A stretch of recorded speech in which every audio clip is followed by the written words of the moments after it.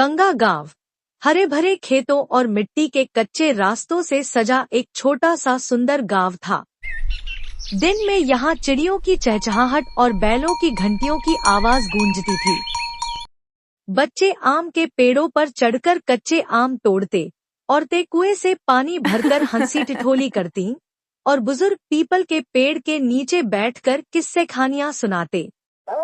लेकिन जैसे ही सूरज ढलने लगता, गांव का माहौल बदलने लगता। पीपल के पेड़ की डालियां अंधेरे में अजीब सी परछाइयां बनाने लगती। गांव का पुराना तालाब, जो दिन में बच्चों की किलकारियों से भरा रहता था, रात होते ही भयावह दिखने लगता। गांव के बुजुर्गों का कहना था कि इस तालाब में कोई अनजानी शक्ति थी, जो अंधेरे में जाग उठती थी। गांव में एक अजीब सी दहशत थी, जिसे लोग खुलकर नहीं कहते थे, लेकिन उनकी आंखों में साफ झलकता था।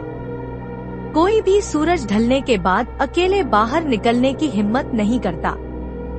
बच्चे अपनी माँओं से चिपक कर सोते और औरतें अपने घरों के दरवाजे अच्छे से बंद कर लेती। सबसे डरावनी बात यह थी कि जब पहली बारिश की बूंदें इस मिट्टी को छूती, तो हवाओं में सरसराहट और अजीब सी फुसफुसाहट सुनाई देने लगती, मानो कोई पुकार रहा हो, कोई जिसे इंसानों की दुनिया से गुजरे हुए सालों हो गए हों। और फिर इस बार की बारिश के साथ कुछ ऐसा हुआ जिसने पूरे गांव को झकझोर कर रख दिया।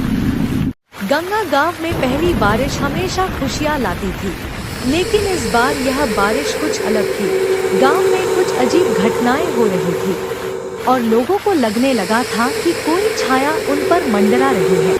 रामू काका, आज की बारिश ने तो सब कुछ भीगा दिया, अब जल्दी घर पहुंचना चाहिए। रामू काका खुद को दिलासा देते हुए, शायद कोई जानवर होगा। हाँ, यही होगा। जैसे ही वे बैलगाड़ी की ओर मुड़ते हैं, सामने हवा में तैरती हुई बिना सिर की सफेद साड़ी पहने औरत प्रकट होती है। उसकी भूतिया आवाज गूंजती है, मुझे मेरा सिर दे दो। रामू काका आंखें फटी की फटी, घबराहट में कांपती आवाज में, हे ईश्वर, ये क्या देख रहा हूँ, बचाओ। चुड़ैल उनकी ओर बढ़ती है। रामू काका हड़बड़ाकर बैलगाड़ी छोड़कर जान बचाकर भागते हैं। बिजली चमकती है और चुड़ैल अचानक गायब हो जाती है। रामू काका हांफते हुए चौपाल में घबराए स्वर में बोलते हुए, वो मेरे सामने थी, बिना सिर की औरत हवा में तैर रही थी और उसके कपड़ों से खून टपक रहा था।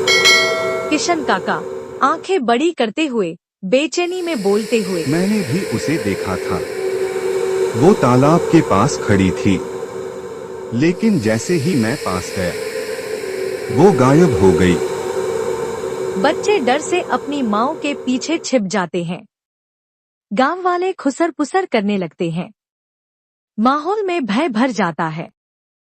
दादी अम्मा चुड़ैल की कहानी सुनाती है। यह कोई नई बात नहीं है।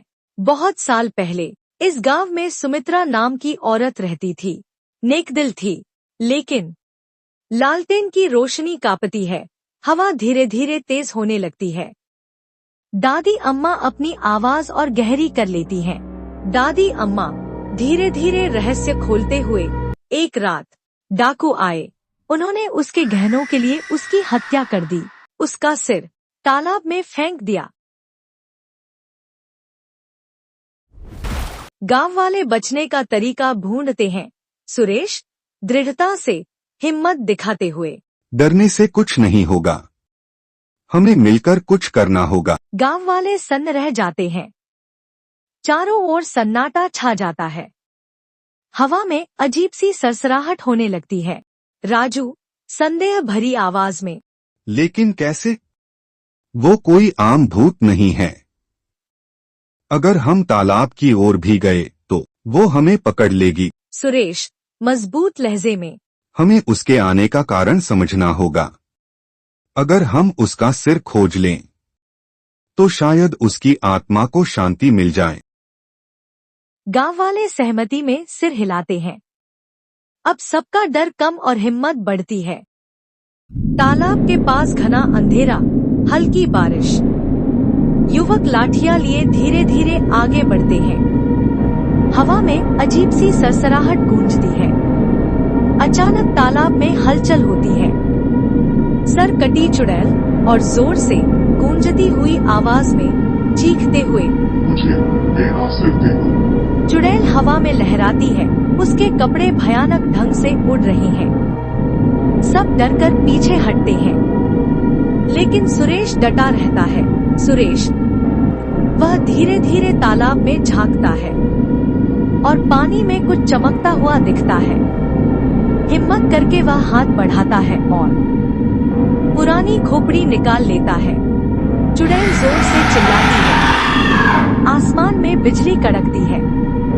तालाब का पानी लाल हो जाता है और फिर अचानक चुड़ैल धुएं में बदलकर गायब हो जाती है। गांव में शांति लौटती है। अगली सुबह सूरज निकल आया है। बच्चे फिर से खेल रहे हैं। गांव वालों के चेहरे पर सुकून झलकता है। रामू काका मुस्कुराते हुए राहत भरे स्वर में, अब हमारा गांव सुरक्षित है। सुरेश और बाकी युवकों की बहादुरी से हम बच गए। गांव वाले खुश होकर एक दूसरे को धन्यवाद देते हैं। इस कहानी से हमें यह सीख मिलती है कि डर से भागने के बजाय हमें सच्चाई का सामना करना चाहिए और मिलकर समस्या का हल निकालना चाहिए। धन्यवाद हमारी वीडियो को पूरा देखने और हमारे चैनल को सब्सक्राइब करने के लिए।